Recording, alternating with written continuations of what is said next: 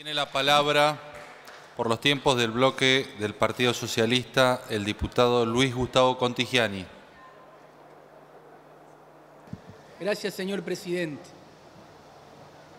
Bueno, hay varios aspectos a los cuales me voy a referir en relación a fundar mi voto negativo a la reforma previsional que se está planteando.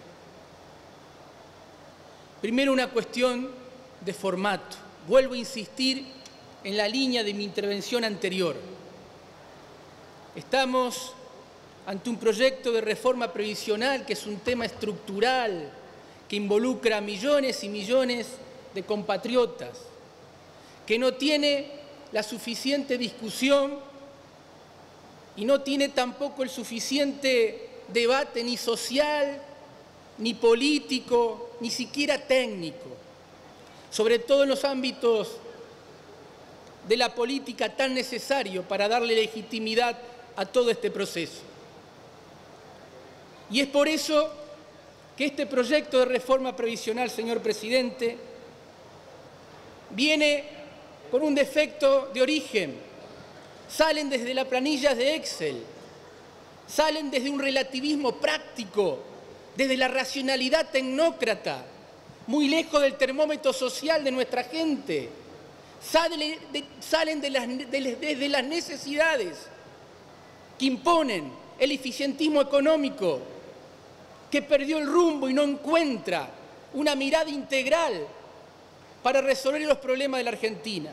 Es por eso que vuelvo a convocar al Gobierno Nacional a que se anime al poder del diálogo, a que convoque a los partidos políticos, como establece el artículo 38 de la Constitución Nacional, y que tratemos de encapsular este proceso de tensión y división entre los argentinos en un alto debate político que nos permita salir de esta trampa en la que estamos, porque es la trampa de la antipolítica, es la encerrona que nos lleva no creer en la política y la necesidad de que los partidos de la democracia puedan resolver profundamente estos temas estructurales. Señor presidente, también creo que lo que pensamos y lo sentimos la política en términos de convicciones, lo que pensamos y sentimos la política en términos de una unión fundamental con la ética, lo que creemos que la política es un instrumento para la transformación social y democrática, lo que pensamos en todo eso, no podemos avalar este proyecto de reforma previsional. Tuvo tiempo el Gobierno Nacional en fundamentar claramente por qué no iban a perder nuestros jubilados, pensionados, abuelos, abuelas y también discapacitados, y es combatiente de Malvinas. Y no lo pudo contestar. No pudo contestar algo básico, simple. ¿Cuánto van a perder con una fórmula de movilidad actual versus la fórmula que están proponiendo? Yo pongo algunos números de los tantos que se tiraron aquí hoy en esta sesión y de los que se están exponiendo. El exdiputado nacional Claudio Lozano, del Instituto de Políticas Públicas, dijo en estos días algo importante. Entre marzo y agosto del 2018, nuestros jubilados, discapacitados y los que reciben la asignación universal por hijo van a perder, o él usa un término mucho más profundo, le van a confiscar el 28%, el 28,3% de los saberes jubilatorios. ¿Y cómo llega ese número? Partiendo de cuánto van a cobrar el jubilado en el mes de marzo, incluido el bono, con la fórmula actual y con la fórmula que propone el proyecto. Y de ahí mes a mes hasta agosto. Por ejemplo, en el mes de abril van a cobrar con la propuesta del gobierno el haber mínimo 7.671 pesos. Y con la fórmula actual cobrarían 8.311 pesos, una diferencia de 640 pesos en un solo mes. Entonces, de marzo a agosto, los jubilados que aportaron 30 años y que están por debajo de los 10.000 pesos, señor presidente, están perdiendo 2.049 pesos. Es el 28,3% menos. Y los jubilados que entraron al régimen de seguridad social vía moratorias están perdiendo 2.425 pesos, porque entre otras cosas el bono compensador para ello es de 375 pesos, generando una desigualdad entre ambos jubilados que es discutible en el plano constitucional. En este caso, la reforma previsional contiene una confiscación del 33,5%. Y lo más grave aún, señor presidente, que la asignación universal por hijo, que los sectores más vulnerables de nuestra sociedad, entre marzo y agosto del 2018, le van a confiscar, mediante el proyecto de reforma previsional que ustedes están planteando, le van a confiscar el 10,3%. Esto es grave, señor presidente. Si lo otro era algo de suma preocupación para la República y para nuestra querida Argentina y para millones de compatriotas, esta confiscación entre marzo y agosto del 10,3% es mucho más grave, porque estamos hablando de los sectores más necesitados de la sociedad argentina. Es como esa sensación de que aquí la política se llena de impotencia y que de esto no se vuelve. ¿Y qué puede pasar, señor presidente, después de agosto? Porque estamos analizando algunos números entre las dos fórmulas de movilidad, incluido el bono, incluido el aumento de junio que prevé el proyecto de ustedes, del oficialismo. ¿Qué pasa después de agosto? Después de agosto pasa que todo depende de la macroeconomía. Tiene que crecer el país, no tiene que haber inflación. ¿Y quién asegura que eso ocurra, señor presidente? ¿Quién asegura que eso va a ocurrir? Ojalá que ocurra. Uno lo desea, pero no podemos establecer una fórmula de movilidad en base a una macroeconomía que todavía tiene que concretarse y objetivarse en la Argentina. Decía el señor diputado por mi provincia de Santa Fe, Laspina, que es la fórmula de movilidad que usan algunos países modernos y desarrollados, europeos, si no le entendí mal. Lo que se olvidó el diputado es el contexto. ¿Se puede comparar el contexto de un jubilado en Europa con la Argentina, más allá que el instrumento sea similar? ¿O el jubilado europeo tiene un aumento del 150% de medicamentos? ¿O en los supermercados en Europa no sabemos que no pueden remarcar más allá del 8 al 15%, y aquí supermercados como el Coto, empresarios como Coto, hacen lo que quieren en las góndolas, remarcan lo que quieren, y desde el Gobierno Nacional el secretario de Comercio de la Nación brilla por su ausencia en este aspecto? Entonces, resumidas cuentas, señor presidente, en el aspecto económico, podemos decir que nuestros jubilados, pensionados, discapacitados, tendrán menos ingresos con esta fórmula que se está proponiendo comparada a la anterior. Van a tener el desafío, además, de enfrentarse a aumento de tarifas de gas, de electricidad, aumentando el 40%.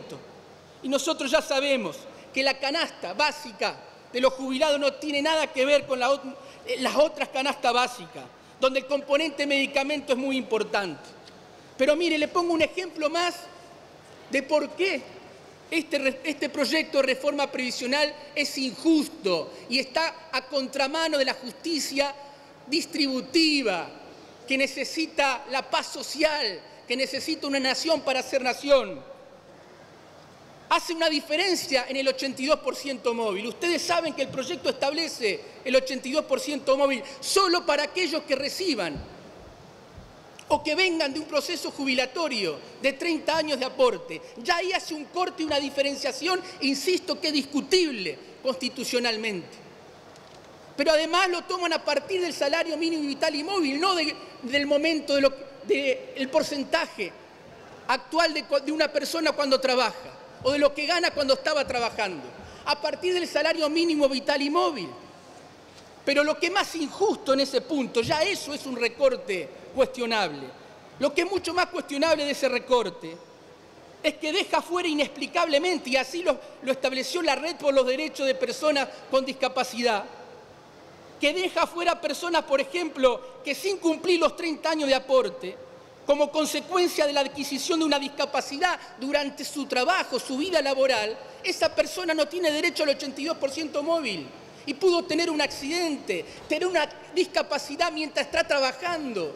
Por ese motivo, por discontinuar los 30 años de aporte, esa persona no tiene derecho al 82% móvil. Estamos ante una mala ley, un mal proyecto de previsional. Hasta del punto de vista técnico no es solvente y no es sólido, señor presidente.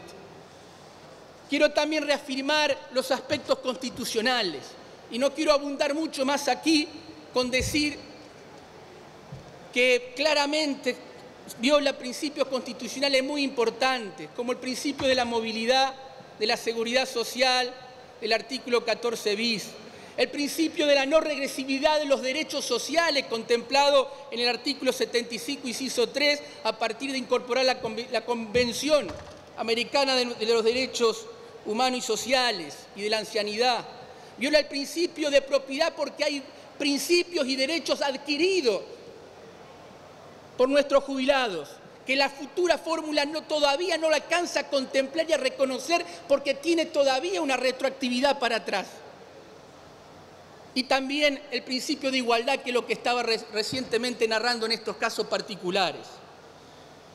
Señor presidente, no se ha podido despejar en todo este debate y leyendo el proyecto y escuchando todas las voces de que este proyecto de reforma previsional está motorizado por una necesidad de achicar el déficit fiscal y que están usando a los sectores más sensibles, más necesitados, más importantes de nuestra sociedad como variable de ajuste. Se habla de 70, 75, 80 mil millones de pesos. Señor presidente, hagamos política democrática. No entreguemos la política a los intereses y no la convirtamos en instrumento de determinados intereses corporativos. Apropiémonos de la política democrática y juntos, podemos con mucha imaginación conseguir desde otro lugar ese dinero, esos recursos económicos. Es muy fácil, no es difícil. Lo que sí hay que tener la vocación de creer en la política como un instrumento de transformación y de no dejarse cooptar por ningún tipo de interés y de necesidades de la racionalidad económica.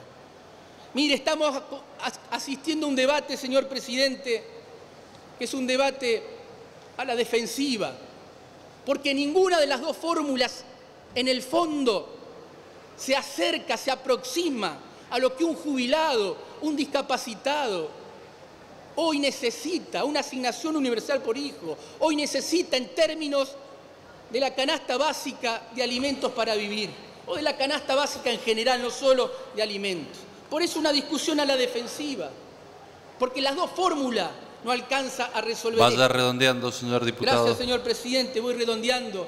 Mi mensaje final es volverle a pedir al Gobierno Nacional una reflexión, convencer a mis colegas de que hay momentos en la política que son esenciales, que van más allá de la frontera de los bloques y de las fronteras partidarias, inclusive de las ideológicas.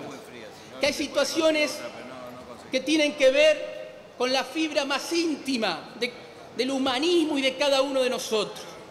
Y ante eso tenemos que tener una cuota de rebeldía, porque esto está por encima de cualquier limitación o frontera partidaria ideológica, y tenemos que entender desde ese lugar que este proyecto no puede avanzar, que tenemos que tomarnos el tiempo para discutir entre todos alternativas y salidas, sobre todo para pacificar el país. Y además, señor presidente, tengo también yo la esperanza, como dijo aquí algún otro diputado, de que podamos entender que podrán tener una victoria parlamentaria en esta noche tarde.